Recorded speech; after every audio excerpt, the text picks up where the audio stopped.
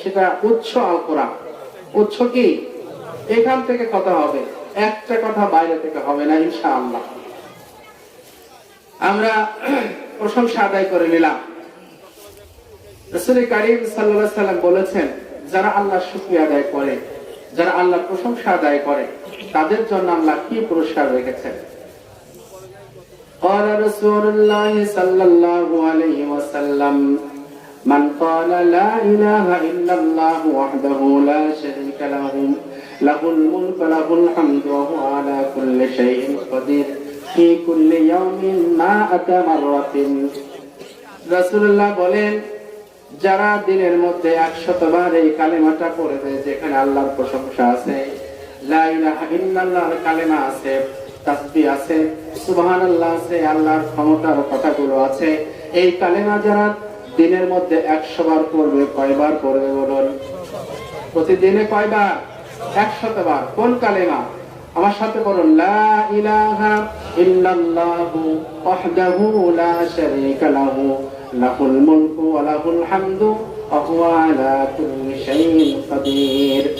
নবী বলেন, যারা দিনে 100 বার এই কালেমা পড়বে, আল্লাহ তার জন্য কি করবেন?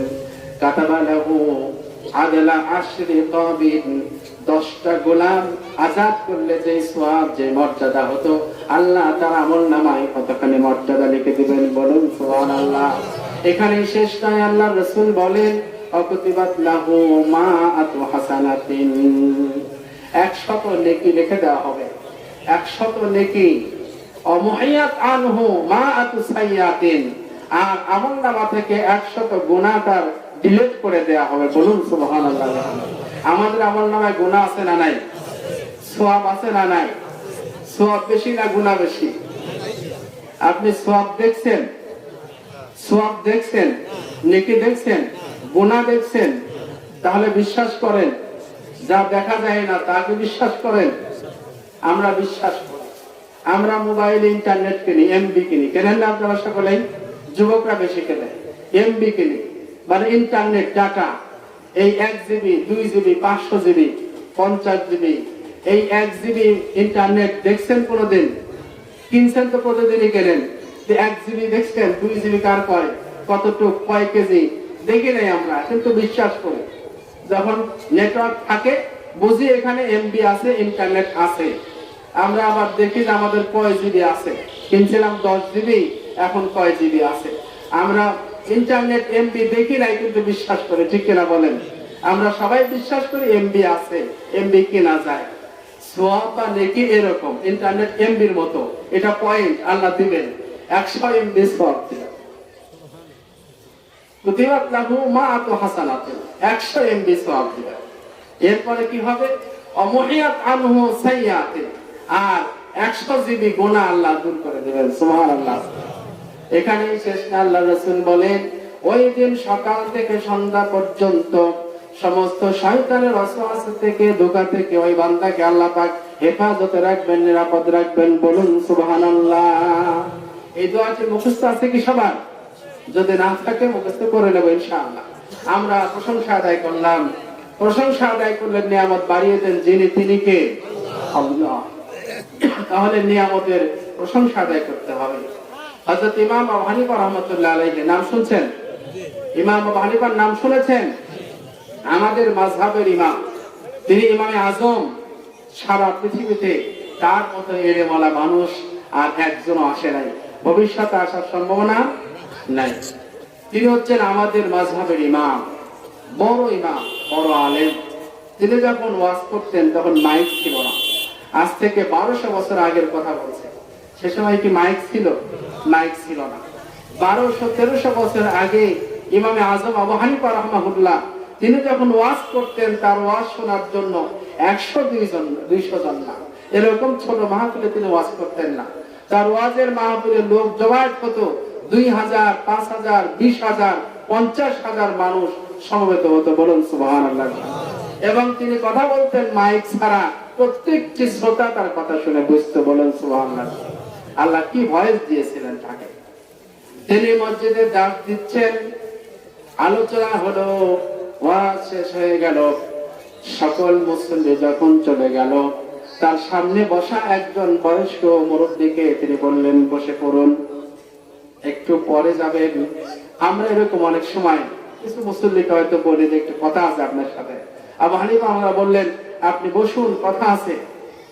লোকটি বসে থাকলেন, সবাই চলে গেল। ইমাম আবু হানিফা রাহমাতুল্লাহ আলাইহি তিনি বললেন, আমার জায়নামাজটা উঠান।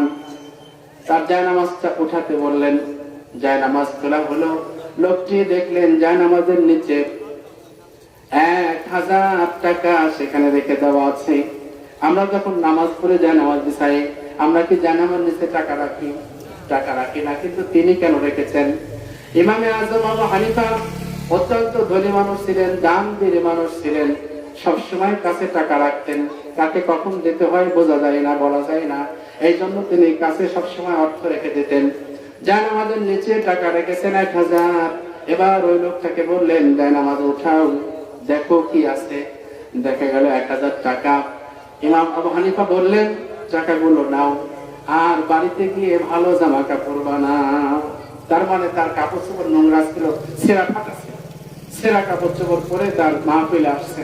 এই জন্য তিনি বললেন, এই টাকাগুলো নিয়ে বাড়িতে গিয়ে ভালো জামা কাপড় বানায় পরে নিও। লোকটি বলছেন, হুজুর, আল্লাহ আপনার মঙ্গল করুক, ভালো করুক, আমার এই টাকার কোনো প্রয়োজন নাই।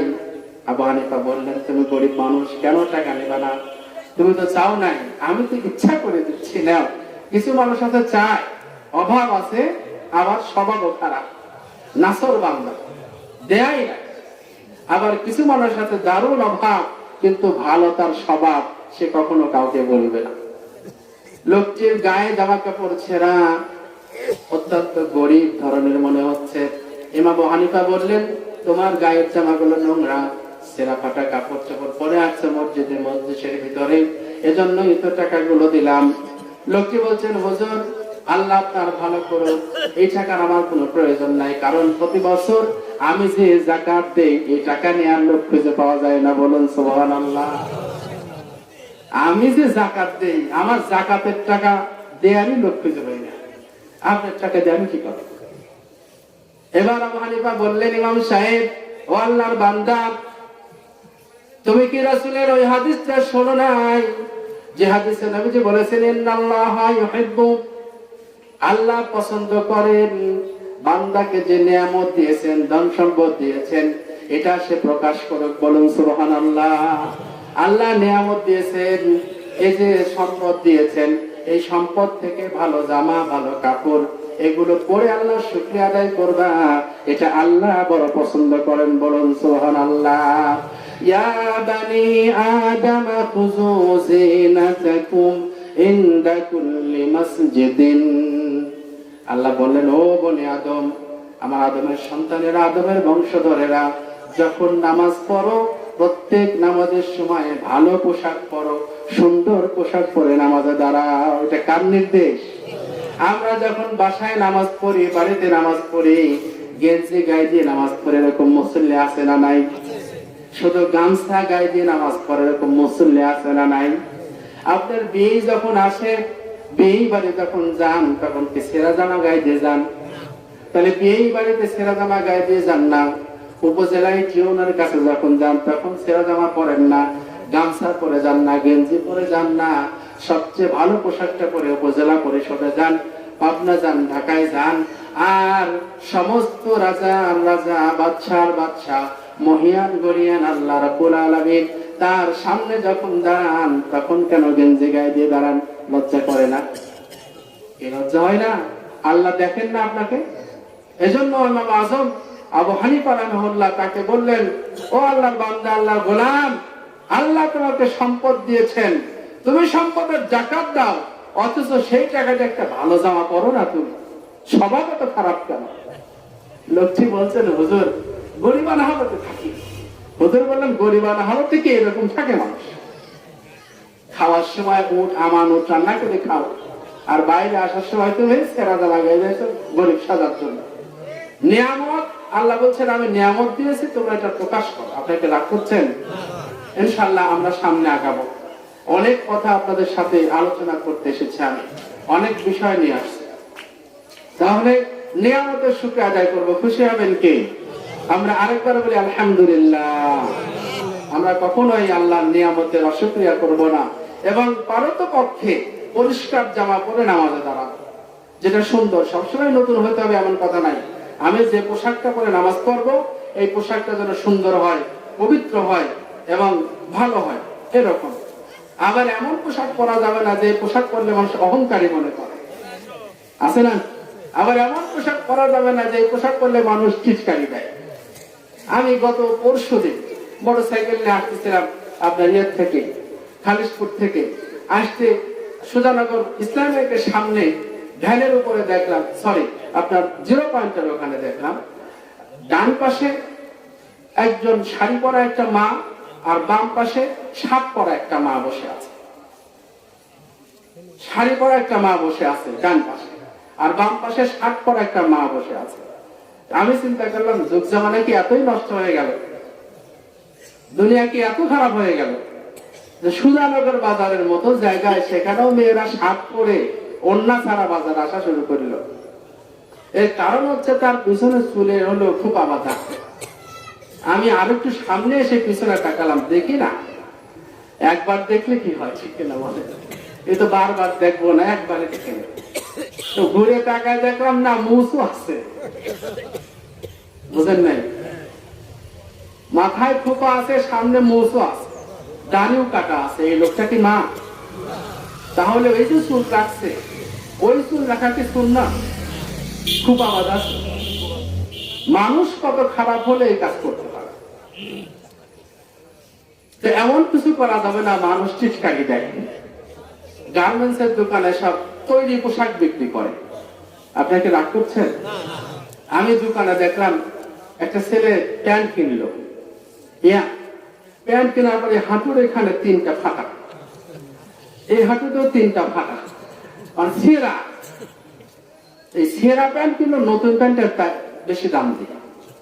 আমি দোকানদারকে জিজ্ঞেস করলাম, ভাই ছেঁড়াটা বেশি কেন? তো বললো যে ছেঁড়াটি এখন চল, এটাই মডেল। আচ্ছা, মডেল যদি ছেঁড়া হয় তাহলে আমাদের ভিতরের অবস্থা কত হবে? আল্লাহ বাঁচা। এই জন্য এমন পোশাক পরা যাবে না যে পোশাক পরলে মানুষ হাসে বা চিৎকারি দেয়। আল্লাহ বলছেন, খুযু যিনাতাকুম ইনদা কুল্লি মাসজিদে, প্রত্যেক নামাজের সময় ভালো পোশাক পরো। অর্থাৎ পোশাকে আশাকে শালীন ভদ্রভাবে আচার আচরণগুলো করার চেষ্টা করো, এটি আল্লাহ পাকের নির্দেশ। তা আমরা সকল সময় ভালো পথে থাকবো ইনশাআল্লাহ। আমি আপনাদের সামনে একটি সূরা তেলাওয়াত করেছি। সূরাটির নাম আত-তাকাসুর। এটা অনেকেই জানেন, ঠিক কিনা? যেহেতু ছোট্ট সূরা, 30 নম্বর পারা, 8টা ছোট ছোট আয়াত আছে। এই 8টি আয়াত বিশিষ্ট একটি সূরা, সূরার নাম আত-তাকাসুর। এটি আপনাদের সামনে আমি তেলাওয়াত করেছি। এখান থেকেই আলোচনা হবে। আলোচনা হবে যে কিতাব দিয়ে, সে কিতাবের নাম কি? আলোচনা যে কিতাব দিয়ে হবে সেই কিতাবের নাম কি? আল কোরআন। কোরআন আমার নিজের না আমার বাপের? আমার দলের না সব দলের? শুধু মুসলমানের না অন্য মানুষেরও? সকল মানুষের জন্য কোরআন আসছে। এর মধ্যে সব কিতাব, সব কথা আছে, সকল বিষয় আছে। এর মধ্যে ঠান্ডা ওয়াজ আছে, গরম ওয়াজ আছে, এর মধ্যে আপনার তেলতেলে ওয়াজও আছে, আবার খসখসে আছে, সব আছে। তাহলে এর মধ্যে ঠান্ডা গরম কিভাবে হয়? একটা গল্প দিয়ে আমি আমার আলোচনা শুরু করি ইনশাআল্লাহ, যদি কিছু মনে না করেন।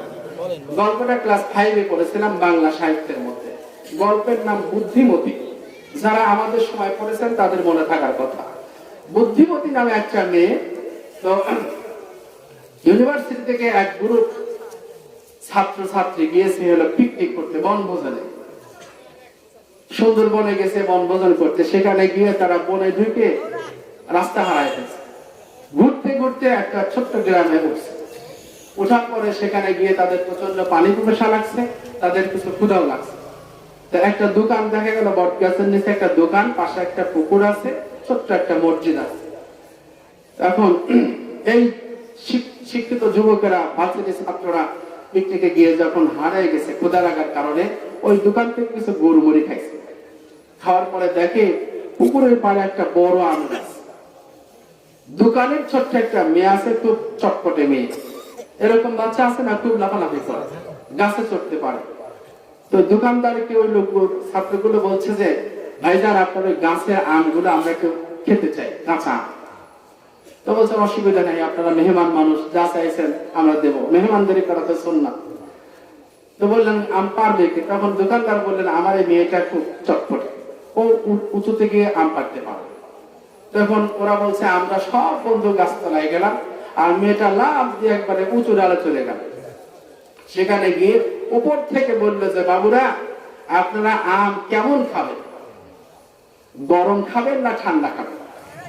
আচ্ছা বলেন, আম গাছে কি আম গরম করে রাখি কেউ? প্রশ্ন করছে আপনারা আম গরম খাবেন না ঠান্ডা খাবেন? ওরা বলছে আমরা খুব কৌতূহলী হলাম মেয়েটার কথায়, প্রত্যেকটি কথাই আমাদের খুব আকর্ষণ হচ্ছে যে কি বলে। আমরা তখন জোরে চেঁচায় বললাম গরম দাও, গরম আম খাও। তখন মেয়েটা একটা ডালের থেকে ঝাঁকি দিল, ওখান থেকে অনেকগুলো কাঁচা আম পেল। এখন আমগুলো খাওয়ার সময় যেটা সমস্যা হলো, তারা আমগুলো ফু দিয়ে দিয়ে খাচ্ছে।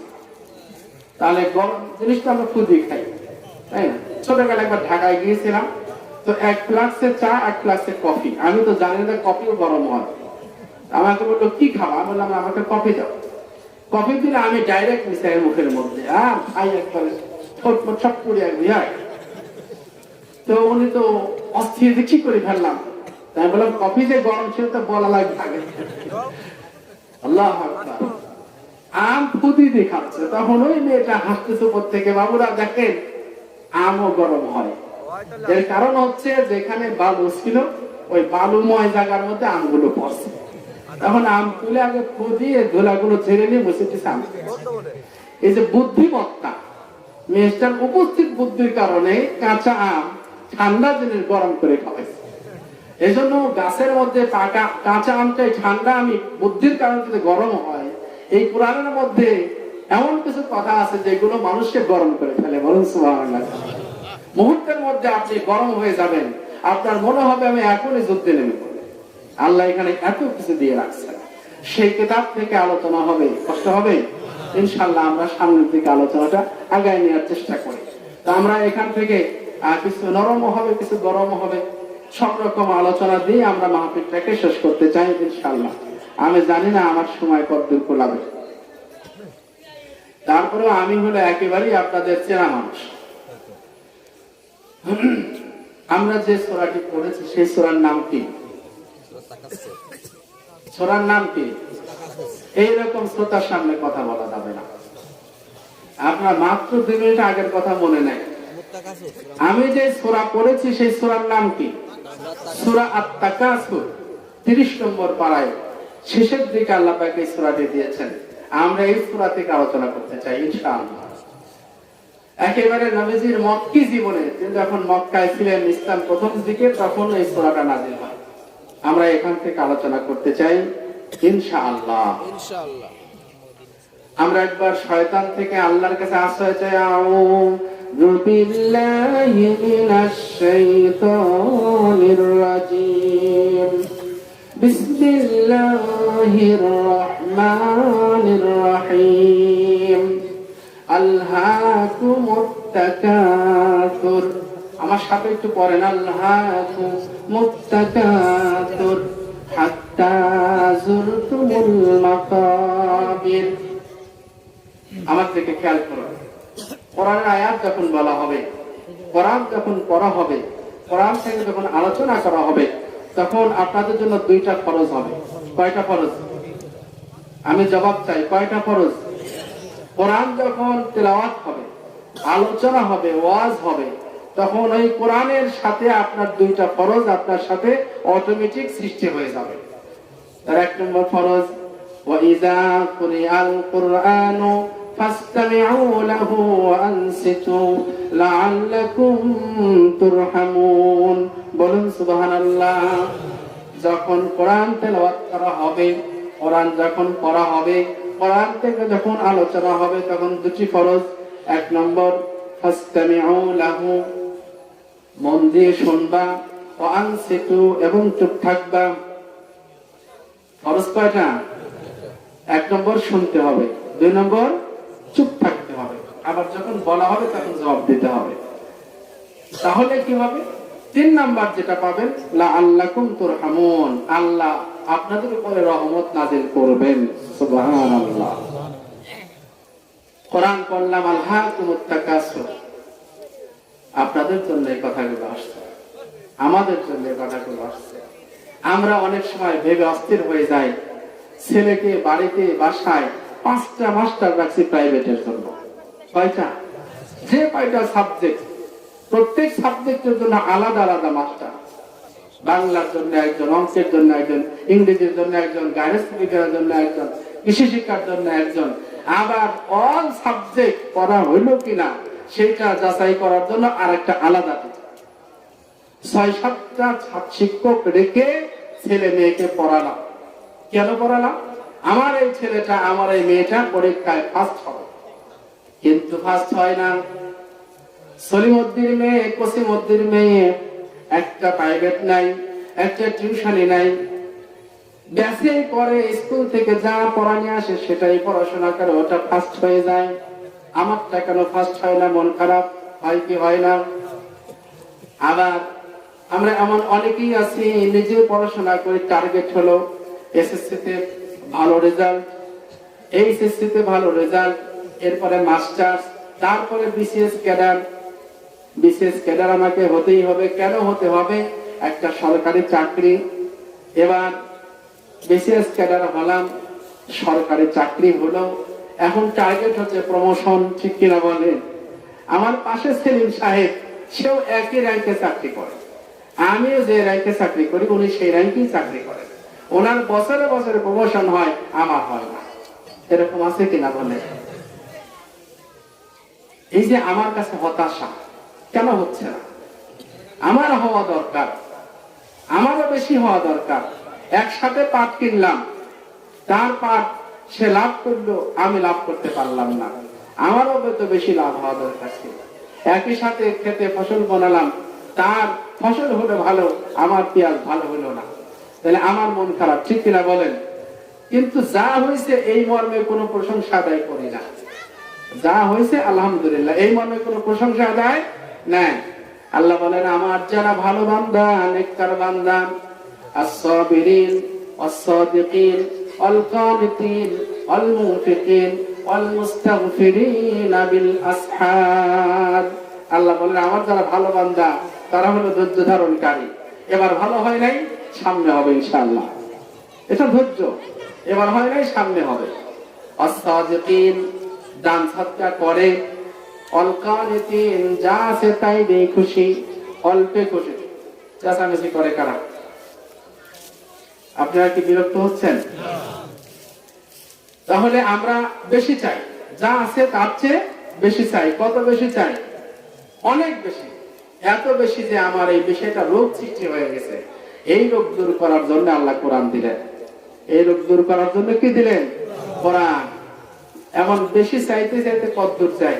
হাত্তা যুরতুমুল মাকাবির, একেবারে কবরে যাওয়া পর্যন্ত আমাদের এই বেশি চাওয়া শেষ হচ্ছে না। ঠিক কিনা বলে? বেশি চাই। এই বেশি চাওয়ার রোগ ছিল একজনের। একটা ইতিহাস থেকে আমরা উদাহরণ দেই। তার নাম কারুন। তার নাম কি? কারুন। কারুনের নাম শুনছেন? আল্লাহ বলেন, ইন্না কারুনা কানা মিন কওমি মূসা ফাবাগা আলাইহি ওয়া আতাইনাহু মিনাল কুনুজ। সূরা কাসাস। কাসাস মানে হলো কিসসা, কাহিনী, ঘটনা। মানুষ ঘটনা শুনতে পছন্দ করে, কাহিনী শুনতে ভালোবাসে। এজন্য আল্লাহ ঘটনা দিচ্ছেন। আল্লাহ বলছেন, কারুনের কথা মনে করো। কারুন ছিল মূসা আলাইহিস সালামের কওমের লোক। কারুন ছিল মূসা আলাইহিস সালামের চাচাতো ভাই। কারুনের আরো পরিচয় আছে, আপনারা কি জানেন সে পরিচয়? কি জানেন বলেন? হ্যাঁ, ভগ্নিপতি। মাশাআল্লাহ। আমাদের মধু খান তিনি বলছেন কারুন ছিল মূসা আলাইহিস সালামের ভগ্নিপতি। আচ্ছা, ভালো, এটা একটা পরিচয়। আরো পরিচয় আছে, সেটা কে জানেন বলেন? এই পরিচয় জানেন কিনা? এটা আমি পরে বলছি কি পরিচয় ছিল, অবাক হবে। মূসা আলাইহিস সালামকে আল্লাহ দুইটা বড় মুজিজা দিয়েছিলেন। একটা হচ্ছে হাতের লাঠি সাপ হইতো, আর একটা হাত এরকম বগলে নেওয়ার পরে বাইর করলে জ্যোৎস্নার আলোর চেয়ে বেশি আলো হইতো। এই দুইটা মুজিজা ছাড়া আরো দুইটা মুজিজা ছিল, জানেন কেউ? এই ওয়াজ শুনছেন? হ্যাঁ, এটা আমি শোনাবো। এক নম্বর মুজিজা ছিল, ওই দুই মুজিজা ছাড়া ফেরাউন সহ তার 14 গোষ্ঠীকে পানির মধ্যে ডুবায় মারছিল মুসা আলাইহিস সালাম। মাসে আল্লাহ, কিন্তু মুজিজা ছিল কার? মুসা আলাইহিস সালামের। পানির কাছে এসে আল্লাহ বললেন, পানিতে বাড়ি দাও, পানি বিভাগ হয়ে যাবে, রাস্তা হয়ে যাবে। এই একটা মুজিজা ছিল। এটা কারণ সহ বনী ইসরাইলের সবাই দেখছে যে অল্প কিছুদিন আগে এই মুসার কারণেই আমরা ফেরাউনের নির্যাতন থেকে মুক্তি পেয়েছিলাম। এবং ফেরাউনের গোষ্ঠী যারা 400 বছর ধরে বনী ইসরাইলকে হত্যা, গুম, জুলুম, নির্যাতন, নিষ্পেষণ করে করে করে করে মানুষকে শেষ করে দিয়েছিল, এই চরম প্রতাপশালী ক্ষমতাধর ফেরাউনও পানির মধ্যে ডুবে মারা গেছিল। যার কারণে তার নাম কি মনে নাই? তার নাম মুসা আলাইহিস সালাম। এটা ছিল তার একটা বড় ধরনের মুজিজা। বনী ইসরাইলরা মাঝে মাঝে স্মরণ করতো মুসা সেই মানুষ যার কারণে ফেরাউন ডুবে মরছে। যা তার কথা। আর একটা মুজিজা আছে, সেটা আমরা পরে বলবো। এবার কারুনের পরিচয় আল্লাহ দিচ্ছেন, ইন্না কারুনা কানা মিন কওমি মুসা। আল্লাহ বলেন কারুন মুসার কওমের একজন নেতা ছিল। মুসা নবী হওয়ার আগে কারুন ছিল ফেরাউনের একজন মন্ত্রী, পরিষদের একজন সদস্য। ফেরাউন কারুনকে নিয়োগ দিয়েছিল বনী ইসরাইল গোত্রের উপরে খবরদারি করার জন্য। কারণ ফেরাউনের সাথে মিশে তার কর্মসূচি বাস্তবায়ন করত, আর বনী ইসরাইলদেরকে ধরে ধরে নিয়ে ফেরাউনের জেলখানায় ঢোকাইতো। জানেন আপনারা এই ঘটনা? কারুনকে দায়িত্ব দিয়েছিল যাতে করে বনী ইসরাইলকে সে নির্যাতন করতে পারে। কারণ কারুনকে আল্লাহ পাক লক্ষ কোটি কোটি টাকা দিয়েছিলেন। কারণ ছিল মুসা আলাইহিস সালামের যুগের সবচেয়ে ধনী মানুষ। কত ধনী? আল্লাহ বলেন ওয়াতাইনাহু মিনাল কুনুজ। কারুনকে এত ধনভাণ্ডার দিয়েছিলাম, তার এত গোডাউন ছিল, বিশাল বিশাল গোডাউনের বড় বড় তালা, ওই তালাগুলোতে বড় বড় চাবি লাগানো হতো। আল্লাহ বলছেন ওই চাবিগুলো বোঝা বেঁধে বেঁধে বড় বড় শক্তিশালী বলবান জওয়ানদের কাঁধে তুলে দিলে ওরা পর্যন্ত দুর্বল হয়ে যেত। বলুন সুবহানাল্লাহ। তাফসীরের মধ্যে এসেছে কারুনের ধনভাণ্ডারের গোডাউনের শুধু চাবিগুলো বহন করার জন্য 70 জন বড় বড় নওজোয়ান প্রয়োজন হতো। আপনি কি ওজন করতে পারেন যে 70 জন মানুষের মাথার উপরে এক একজন মানুষ? এখনকার যুগের মানুষই 2 মণ 2.5 মণ 80 কেজি বস্তা মাথায় নিতে পারে। তাহলে আজ থেকে 2500 বছর আগের মানুষের শক্তি কত বেশি ছিল। আল্লাহ বলেন ওই সমস্ত বড় বড় কুস্তিগির যারা, তারা পর্যন্ত কারণের ধনভাণ্ডারের এক একটা গোডাউনের চাবি বহন করতে তারা দেবে যেতে, একবারে মাটির সাথে মিশে যাওয়ার মতো অবস্থা হয়ে যেত। আল্লাহ এত সম্পদ দিয়েছিলেন। এরপর ফেরাউন ডুবে গেল, কারণ ঈমান আনলো। আল্লাহ রাসূল মুসা আলাইহিস সালাম দাওয়াত দিলেন। তখন বনী ইসরাইলরা স্বাধীন, ভালোভাবে আছে, শান্তিপূর্ণ ভাবে আছে, পরাধীনতা শেষ হয়ে গেছে। এবার মুসা আলাইহিস সালাম নিজে কথা বলতে পারতেন না ভালো, এজন্য তার ভাই হারুনকে নবী বানায় নিয়েছিলেন। হারুন আলাইহিস সালামকে দায়িত্ব দিলেন। রাগ করতেছেন আপনারা? একটা কথা বাইরে থেকে বলে নাই, একেবারে হুবহু তাফসীরে জালালাইন থেকে আমি কথাগুলো বলছি। সূরা কাসাসের এই আয়াতগুলো তাফসীরের মধ্যে আসছে। মুসা আলাইহিস সালাম হারুনকে দায়িত্ব দিলেন। ওই সময় কুরবানির একটা জায়গা ছিল, সেটাকে বলা হতো কুরবানি গাহ। আমরা বলি ঈদগাহ, যেখানে ঈদের নামাজ হয়, আর ওইটা হলো কুরবানি গাহ, যেখানে কুরবানি করা হইতো। আমাদের যুগে আমরা কুরবানির পশুগুলো জবাই করার পরে 7 ভাগ করি, 13 ভাগ করি, যাই করি নিজেরা খাই, ঠিক না বলেন? কিন্তু মুসা আলাইহিস সালামের যুগে কুরবানির গোশত নিজে খাওয়ার সুযোগ ছিল না। কুরবানি হবে, কুরবানি নির্দিষ্ট জায়গায় কুরবানি দেওয়ার পরে সেগুলো ওখানে রেখে আসতে হবে। আল্লাহ পাক আসমান থেকে আগুন পাঠাতেন, ওই আগুন এসে ওইগুলো জ্বালায় ভস্ম করে দিয়ে যাইতো। বোঝা যাইতো যে তার কুরবানির সাথে সাথেই কবুল হয়ে গেছে, বলুন সুবহানাল্লাহ। এই সিস্টেম যদি এখন থাকতো, বলে এই সিস্টেম যদি এখন থাকতো, আমরা কেউ কুরবানি করতে পারতাম? দুইটা কারণে করতাম না। এক নম্বর, নিজে খাইতে পারতেছি না, কারণ আমাদের এখন লোভ বেশি, নষ্টের মেলা বসেছে এখন। আল্লাহ রাসূল বলেন কিয়ামতের আগে হাদিস বলছেন যে এমন ভাবে হবে, লা ইয়াজদাদুল আমরু ইল্লা শিদ্দাতান, কিয়ামতের আগে শুধু বিপদ বাড়বে বাড়বে, বিপদের কোনো শেষ থাকবে না। এখন বিপদ কম না বেশি বলেন? বিপদের কোনো শেষ নাই। নিজের দলের লোক সত্য কথা বললে তারও কোনো রেহাই নাই, সত্য বলার কোনো সুযোগই নাই। অথচ গানের মধ্যে লালন বেটা বলছে, ও লিখলো কে এই গান, সত্য বল সুপথে চল ওরে আমার মুখ, এ বলাই ঠিক হয়নি, কারণ সত্য বলাই যায় না। এখন বাজারে ব্যবসা করে সোয়াবিনের মধ্যে কি দেয় আল্লাহ পাক ভালো জানে, সরিষার তেল হয়ে যায়। তো মিথ্যে কথা বলি আমরা বেচা কেনা করতেছি, বলে যে ভাই মিথ্যা বলেন কেন? বলে সত্য বললে বেচা কেনা হয় না। বলেন সত্য বললে বেচা কেনা হয় না, খুব বেশি মানুষ কেনে না, কারণ ভেজাল দিলে মানুষ খায় বেশি।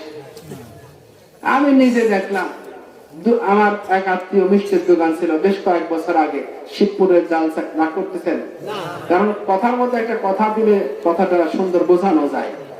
তো মিষ্টির দোকান দিয়েছে জালসায়, তো এখন দুইটা ডিশের মধ্যে মিষ্টি চমচম, যেটা লাল লাল, তো বলে একটা হলো 60 টাকা, একটা 70 টাকা কেজি, অনেক আগের ঘটনা। তা আমি জিজ্ঞেস করলাম, ভাই এটা 10 টাকা কম, এটা 10 টাকা বেশি কেন? এটা বসে আছি কিছু সময়, দেখলাম যে 70 টাকা আগে ফুরাই গেল, পরে 60 টাকার ডিশের মিষ্টি আবার 70 টাকার ডিশের মধ্যে ঢুকে গেল, এখান থেকে আবার এটা 70, এটা 60। আমি জিজ্ঞেস করলাম, ভাই আমি তো আপনার কোনো কারামত বুঝলাম না। বলে বললেন, দেখেন পাবলিক হচ্ছে বেশি দাম হলে মনে করে এটা ভালো, এই জন্য 10 টাকা দাম বেশি বললে, বেশি তো 10 টাকা তো বেশি তো না, এই ভালোটাই দাম। আমি কিন্তু একই জিনিস বেশি, তা আমরা পাবলিকও মোটামুটি একটা সমস্যা আছে আমাদের। তা আমি যেন কোন কথার থেকে আসছিলাম আমার কিন্তু মনে নাই, আপনারা আমাকে বোঝাই দেন। মানে সত্য বলা যাবে না, মাথা নষ্ট হয়ে গেছে আমাদের, তাই না? একেবারে আমরা নষ্টের পর্যায়ে চলে গেছি। তা কোরবানির যদি ওই সিস্টেম থাকতো, তাহলে আমরা দুটি কারণে কোরবানি করতাম না। এক নম্বর হচ্ছে যে আমরা বঞ্চিত হচ্ছে, আমি টাকা পয়সা দিয়ে কোরবানি দেবো, আমি খেতে পারবো না, এটা কি হয়? এইটা এক নম্বর কারণ। দুই নম্বর কারণ হচ্ছে আমি যে মুনাফিক, আমার টাকা যে সুদে লাগানো টাকা, আমার টাকা যে দুর্নীতি করা টাকা, আমার টাকা যে ঘুষের টাকা, আমার টাকা যে হক ফাঁকি দেওয়া টাকা, আমার টাকা যে ভেজাল টাকা, এইটা প্রমাণ হয়ে যেত, ঠিক কেনা বলো? এই দুটি কারণে আমরা কুরবানি করতাম না। রাগ করছেন আপনারা? রাগের পিছনে বাস্তব, তাই বললাম। এবার মুসা আলাইহিস সালামের যুগের সেই ঘটনা বলছি। আল্লাহ নবী মুসা নিজে নবী এবং রাসূল এবং কওমের নেতা, তিনি সরদার। যিনি নবী, যিনি রাসূল, তিনি আবার কওমের নেতা বা সরদার। এবার হারুনকে দায়িত্ব দিলেন কুরবানির যে জায়গা, ওখানে যে মাল সামানা যা আসবে, এটা তত্ত্বাবধায়ক, এটা দায়িত্বশীল তাকে বানায় দেওয়া হলো। সারা মিশর জুড়ে সকল জায়গা থেকে সেখানে আসে, এটা একটা লোভনীয় পদ, ঠিক কিনা বলে? মসজিদের ক্যাশিয়ার, মাদ্রাসার ক্যাশিয়ার, গোরস্থানের ক্যাশিয়ার, অনেকেই হইতে চায় আগ্রহ নিয়ে, কারণ ব্যাংকে টাকা না তুলে লাভ, এই টাকাটা দিয়ে জমি রাখা যায়, কোটে রাখা যায়, ব্যবসা করা যায়। আপনারা করেন তা বলতেছি না, অনেক জায়গায় এরকম আছে। তো সেই জায়গার লোভনীয় পদে হারুনকে বসায় দিলেন। এবার কারণ মিস্টার কারণ মুসা আলাইহিস সালামকে সে বললেন, ভাই আপনি আমাদের বড় ভাই, আপনি আমাদের নবী, আপনি আমাদের রাসূল, আল্লাহ আপনার কাছে কিতাব দিয়েছেন, নবুয়ত দিয়েছেন, রিসালাত দিয়েছেন, সম্মানিত করেছেন। শুধু তাই নয়, ফেরাউনকে নীল নদে ডুবানোর পর থেকে গোটা মিশর জুড়ে আপনি একচ্ছত্র নেতা, সবচেয়ে বড় নেতা আপনি। আর আপনার ভাই হারুনকে আপনি আরেক জায়গায় বড় নেতা বানালেন, ওকে বড় পদ দিলেন। আমাকে কি দিলেন? ওই যে বললাম যে অমুকের ছেলে, ও তত্ত্বর করে বই চলে যাচ্ছে, আমার কোনো খবর নাই। কারণ বললেন, আমিও তো কোরআনের হাফেজ। তখন কি কোরআন ছিল? তাওরাত ছিল। কারণ বলছেন আমি তাওরাতের হাফেজ, আমি একজন আলেম। আসলে সে হাফেজ ছিল, তাওরাতের আলেম ছিল, হাফেজ ছিল, বহু ভাষা তার জানা ছিল। কারণ বলছেন আমার কি যোগ্যতা কম, আপনি আমাকে কোনো দায়িত্ব কেন দিলেন না? এবার মুসা আলাইহিস সালাম বলছেন, ভাই এই দায়িত্ব বন্টন হয় উপর থেকে। কোথা থেকে? নেতৃত্ব কোথা থেকে আসে? উপর থেকে আসে। আল্লাহ যাকে পছন্দ করেন তাকে নেতা বানান, নেতাগিরি চাইলেই হয় না। এবার মুসা আলাইহিস সালাম বললেন, ভাই কারণ এটা আল্লাহর সিদ্ধান্ত, আমি নবী, আমি রাসূল, আল্লাহর সিদ্ধান্তের বাইরে আমি কিছুই করতে পারি না। এজন্য আল্লাহ যাকে পছন্দ করেন তাকে সেই দায়িত্বে বসায় দেন। কারণ বললাম আমি তাওরাতের হাফেজ, আমি অসংখ্য লোককে তাওরাতের দাওয়াত দিয়েছি আপনার সাথে সাথে, আমাকে আপনি কোনো পদ দিলেন না, সব পদে আপনারাই বসে গেলেন। আপনি তো জুলুমতন্ত্র কায়েম করলেন, আপনি পরিবারতন্ত্র কায়েম করলেন, আপনি তো দলীয় তন্ত্র কায়েম করলেন। যেরকম আমরা মনে করি যে আমরা যখন পাওয়ারে থাকবো, আমার দলের বাইরে আর কারো চাকরি থাকবে না, আমার দলের বাইরে আর কারো কোনো ব্যবসা করার সুযোগ থাকবে না, যে যাবে আমরা পাওয়ারে আসি, এরকম আমরা মনে করি। তো কারণ মুসা আলাইহিস সালামকে বলছেন যে ভাই আপনি দলীয় তন্ত্র কায়েম করে ফেলছেন, আপনি বংশতন্ত্র কায়েম করলেন, নিজে রাসূল, আবার আপনার ভাইকে আপনি বড় পদে দিলেন, আমাকে কিছুই দিলেন না, অথচ আমি তাওরাতের হাফেজ। আল্লাহর নবী মুসা বললেন, শুধু হাফেজ হলেই হবে না, শুধু আলেম হলেই হবে না, ভিতরে তাকওয়াও থাকতে হবে, ঠিক কিনা বলুন? এই জন্য বলা হয় ওই ঈমান কত ভালো যে ঈমানকে সাজানো হয় ইলম দিয়ে, বলুন সুবহানাল্লাহ। ওই ইলম কত সুন্দর যে ইলমটাকে সাজানো হয় আমল দিয়ে। ইলম আছে তার সাথে আমলও আছে। অনেক আলেম আছে ঠিক মতো নামাজ পড়ে না, পড়াশোনা করছে কিন্তু কি করে না, ঠিক মতো নামাজ পড়ে না, পড়লেও জামাতে পড়ে না, তাহলে সে আলেমের কোন দাম আছে? এজন্য বলা হয় ওই ইলমটা কত সুন্দর যে ইলমটাকে আমল দিয়ে সাজানো হয়। আবার ওই আমলটা অত সুন্দর হবে যখন আমলটাকে তাকওয়া দিয়ে সাজানো হবে, বলুন সুবহানাল্লাহ। এজন্য মুসা আলাইহিস সালাম বললেন শুধু হাফেজ হলেই হবে না, ভেতরে তাকওয়াও থাকতে হবে। এজন্য সিদ্ধান্ত আল্লাহ, আমার করার কিছু নাই। কারণ বলল আচ্ছা ঠিক আছে, আপনার সাথে আমি আর নাই। সংঘর্ষ শুরু হয়ে গেল। কেন শুরু হলো সংঘর্ষ? আল্লাহকুমুত তাকাসুর হাত্তা যুরতুমুল মাকাবির, বেশি বেশি পাওয়ার নেশা। আল্লাহ বলছেন আমি তো কারুনকে নেতৃত্ব দিয়েছিলাম এবং তাকে বহু সম্পদ দিয়েছি, যেহেতু সম্পদ দিয়েছি এজন্য এখন মুসা আর হারুনের দায়িত্ব দিলাম। কিন্তু কারণ বেশি পাওয়ার আশায় নেশায় পাগল হয়ে মুসার বিরুদ্ধে শুরু হয়ে গেল। আমরা যেরকম যদি আমাদের পদ না দেওয়া হয়, তাই না, প্রধানমন্ত্রী যদি মার্কা না দেয় তখন আমরা বিদ্রোহী হই, ঠিক কিনা বলেন? একই দলে কাজ করে কিন্তু মার্কা না পাইলে, নমিনেশন না পাইলে আমরা বিদ্রোহী হয়ে যাই।